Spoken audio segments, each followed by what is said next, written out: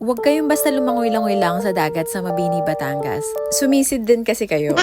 Kita nyo naman kasi, pag nasa Mabini, Batangas kayo, ang gandang sumisid, ang gandang mag-diving, pero hindi ka marunong lumangoy. Actually, pareho tayo. So, ichichika ko sa inyo kung anong ginawa namin for 2 days sa Mabini, Batangas and paano ako nakapag-free dive. So, day 1, di ba taga Pampanga ako? So, umalis ako ng Pampanga around 1:30 a.m. kasi 7 a.m. dapat nasa Mabini, Batangas na kami. Kasi nag-take kami ng 2 days na intro to free diving na course sa Maximum Free Diving. Actually, mamaya na yung details. And ayun na nga, dinaanan ko pa sa Cubao yung beshi ko na kasama ko mag-free dive. Alam niyo ba, first time ko mag-drive sa EDSA and pa South, buti na lang madaling araw, so onti lang sasakyan.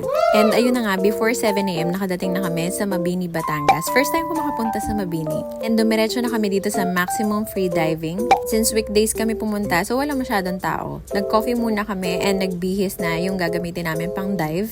Tapos 8 a.m. nag-start na yung first session ng course. Merong dry session and then after no nag-open water. Actually, ichichika ko sa inyo yung details ng free diving course sa next vlog. Kaya i-follow mo na ako para mapanood mo din yun. Then around lunchtime natapos yung first session. Grabe, muntik ko pa hindi matapos yung first session. Basta ichichika ko na lang sa inyo sa next vlog. So, nag-lunch lang kami and namili ng food pang dinner and breakfast next day. And nakaramdam na ako ng pagod.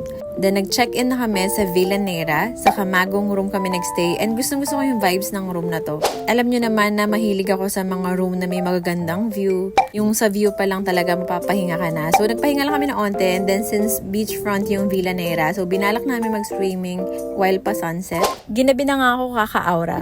Dahil siguro sa hikaw ko, dapat minimalist lang yung gusto ko. Pero mukhang walis yung pinili ko. And ito lang naman yung CR dito sa Camagong room sa Villa Nera. Kahit mag-CR ka, may view pa rin.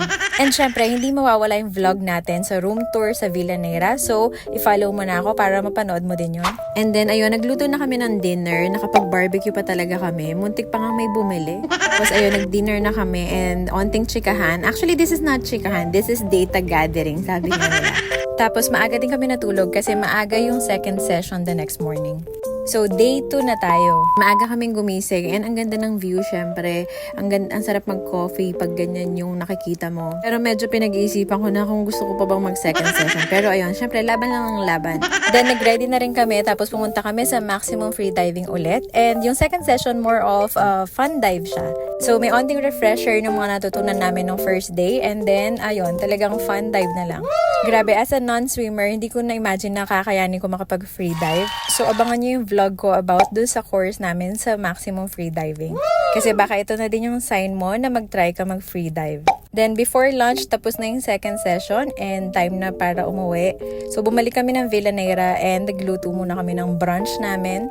Tapos, around 12 noon, nag-check out na. Tapos, bumiyahin na kami pa uwi. So, hinatid ko pa yung beshi ko sa Antipolo and then umuwi ako ng Pampanga. Grabe, in 2 days, ang dami kong na-take off sa bucket list ko. Kaya super fun and memorable nung 2 days Batangas trip ko.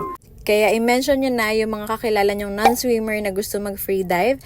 And don't forget to follow me for more travel, food, and healing stories.